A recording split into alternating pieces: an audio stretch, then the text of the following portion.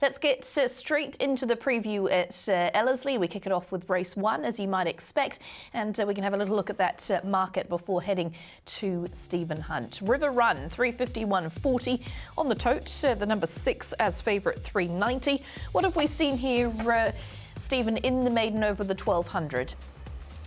Pretty competitive market, Emily, on the top 5 in betting, headed by River Run at a $3.50 quote, off a peak of $3.80. Tough Kid well supported in that second line of betting. Lethinus does the riding here. Lethinus, a $4 chance to take out today's J Challenge. One of many good rides on Tough Kid, who has run second to a sub-winner in Rose Bowl. So some pretty good form around Tough Kid in that second line of betting. Miraja at $4, again, well supported in the third line of betting. Heat Seeker, Boogie Easy, $6 each of 2, well respected as well. So can't give a strong and a driven lead here in terms of the top 3 or 4 in betting. In fact, I'm not even sure who's going to close favourite in this contest. There's 4 or 5 that are a nice even spread in the first 24 hours of trading. Well, an open race to kick things off. Brendan, how did you assess the maiden Tough Kid maps to go forward? Is that crucial with the rail out? Yeah, it can be. Interesting, I spoke to Jason Fulford about that, just talking about the rail movement, and he's a firm believer on the bigger tracks that it doesn't have as much importance as it would maybe on a tighter turning circuit, with it being more beneficial to those riding up on speed. You know, as we can see so often in race meetings, like at New Plymouth, for instance, when that rail moves out, it's on a tighter turning course. It's more beneficial to those that are up on speed, but maybe not so much here at Ellerslie, and that was where Jason was coming from around his comment in the track condition. And I think that's an interesting thought on a big, wide, roomy track like we do have here at Ellerslie. So anyway, let's have a look at this race. Tough Kid, he's a horse who's he's got a little bit of form around him. He was placed last time out behind Rose Bowl at Hastings. This is River Run, who ran third first time for Tony Pike out of his stable when finishing third behind the stablemate in ScoMo Eagle at Tarapa on the 25th of November. It was a pretty good run from him. He's only been beaten less than half a length behind ScoMo Eagle, so you'd imagine he'd be a big improver. This race could be a niggly little affair, though. There's potential a bit of speed from the likes of Maria, the runner number 6, who can go forward. She was trapped wide on speed first time to the races this preparation. I'm going to give Heat Seeker another chance. With what he did last season, he put in some superb runs. Last 600 sectionals were brilliant in some of his races when he was smoking home. He's an improver off his first up run behind a horse who was really well spruiked in Blood Warrior. In a small field, he may not get too far off them. I thought he was a nice little bet at around $6 or $7 around Heat Seeker. I'm a bit of a fan of his, and I do think he might be able to get some of the prize in race number 1, Emily. Thanks, Brendan. Let's get you along to race number 2 on the card, coming in from the Ellerslie. It is the Brookley Stables 2200 metre event. So over the staying trip, number 6, Charlie Rose, is the favourite at 4s and 160. Looks like punters are acting with a bit of caution here, Stephen. Yeah, in all honesty, it lacks a little bit of quality over the 2,200 metre journey.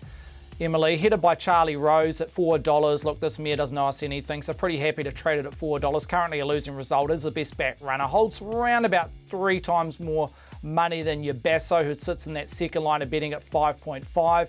El Jody in that third line, $6 off a short of 5.5. Easy Walking, one of 2 runners for Stephen Marsh, $6.50 solid.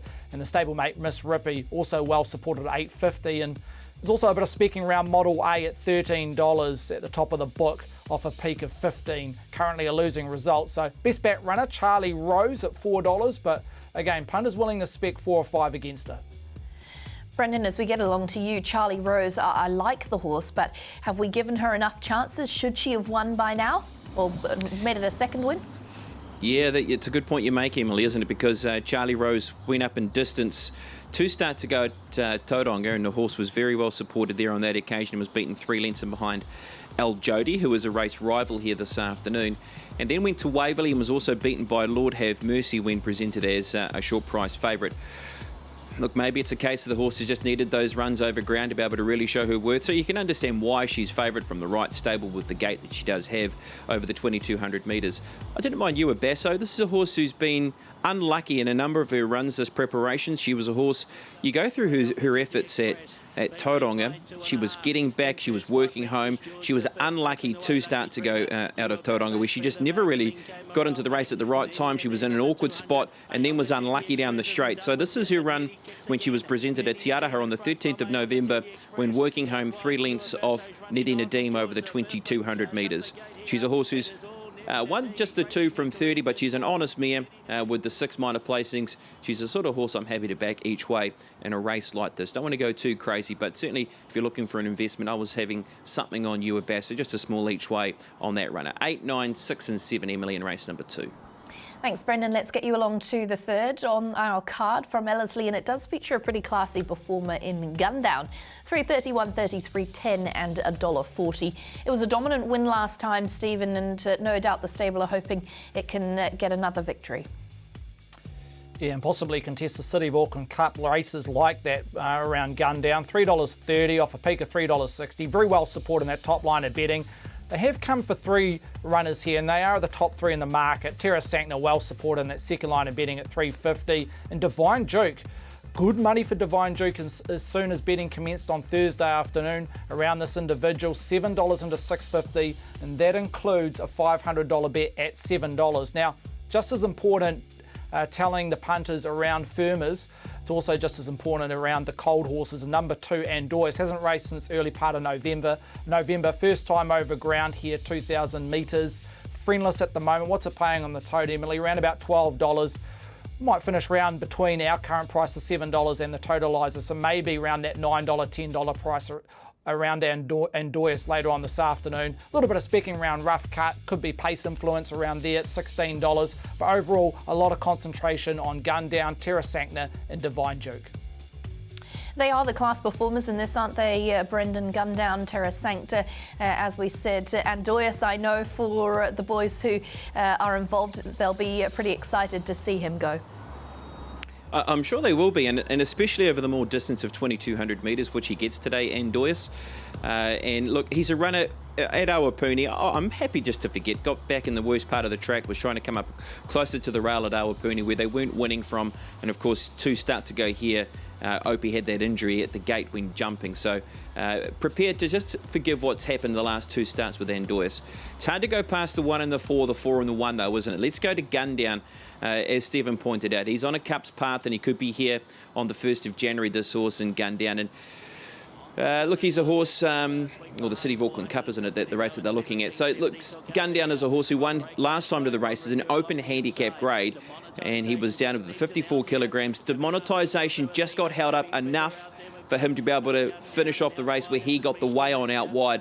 If demonetisation had got the gap earlier, would that horse had beaten Gundown? Look, possibly. It was enough in it with how long the horse was held up for, but just loved the way that he was working home. Centre part of the track, 1,600 metres. As we know with Gundown, he gets better when he gets over further distance, and that's what he gets here today, up to the 2,200 metres. He was a nice 3-year-old who was able to find himself in stakes company, being placed as a 3-year-old.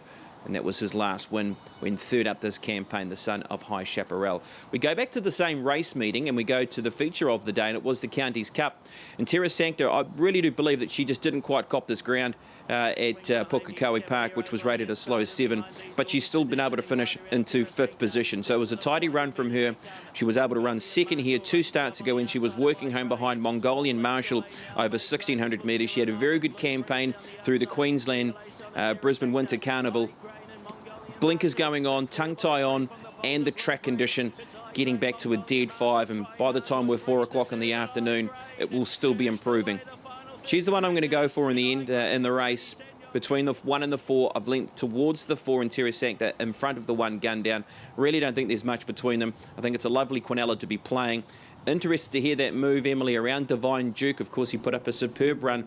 Look, well, he's put up a number of good runs. He's run through the winter, and then they've spaced his runs. He looked like he was heading towards the New Zealand Cup. He ran at 4th last time out to the races, which was in the middle of October out of Mudabutta, and he's taken some support in Andois. So 4 to beat 1, 2 and 5 and behind.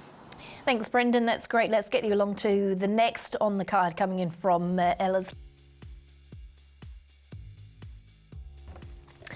Number 10 is the favourite. The number 10 to be ridden by Andrew Calder at 3s and 340. Stephen, as we get to you, it is the best back runner, but what else is creating any interest?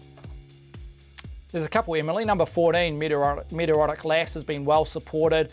Currently trading that third line of betting with the same quote of Power Dream at $7 off a peak of $11.50. Meteoric Lass, so some good support around the Te Akau runner. Was well backed at Te Rapa a few weeks back, and punters reinvesting here.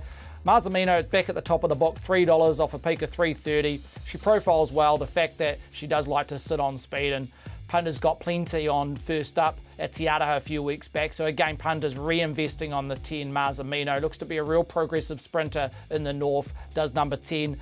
Short fuse well supported at $6.50 in the second line of betting. I've also mentioned Power Dream early on. Bit of a drop back in grade here, well supported at $7. Bit of speaking around Ruby Bloom, who was a touch unlucky at Hawke's Bay last start, 15s into 12s. And Bravissimo has been well supported, 35 into 26. Currently a losing result, but once multis run through, she will be a winning result later on this afternoon. But best back has been number 10 Marzamino at a $3 price. Brendan, that gives us a pretty good indication into that money around Marzamino. And it was a resuming win, and surely can only go onwards and upwards from there.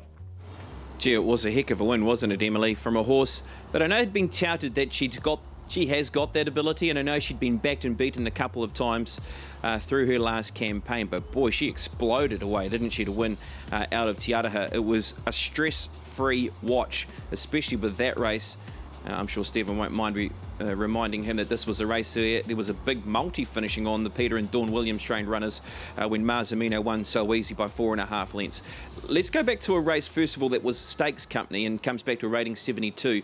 And this is Power Dream, who finished into 4th position in the Counties Bowl, of course, behind Bostoni. Now, we're going to have a good look at this race again later on, because you've got Santa Monica, who finished in 2nd position in this race. Looks to be an almighty big chance in the open sprint in race number 5. But this is Power Dream. I love the way that she's worked home. She's a horse who does have good gate speed. We haven't quite been able to see it this preparation, maybe down to some of her barrage rules. Obviously been in such a strong race last time to the races, where Popstar Princess was always going to find the lead because it's so explosive out of the gates. But this horse did a nice job to be able to work home and finish into that 4th position. Now here's Marzamino. This is the horse, when winning out of Te Araha, went straight to the front, high-tailed it and kept on running to run 109.96 for the 1200 metres around Te Araha.